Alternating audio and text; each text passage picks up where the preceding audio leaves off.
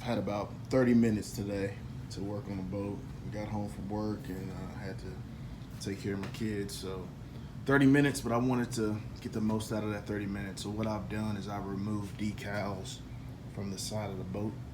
Decided I'm gonna paint it. So you remember that Challenger decal here, that's gone. There was a pinstripe along that side.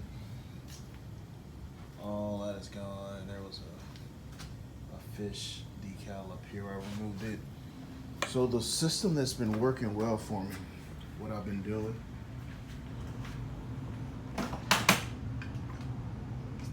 is using heat gun and a razor. So what I've been doing is taking my heat gun,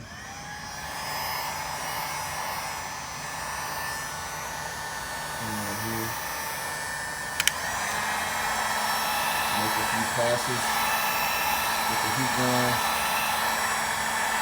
try to melt that adhesive, get it hot again.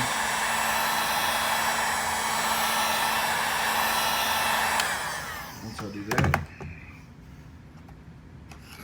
I'm gonna take my razor, come like that. Once I get it started,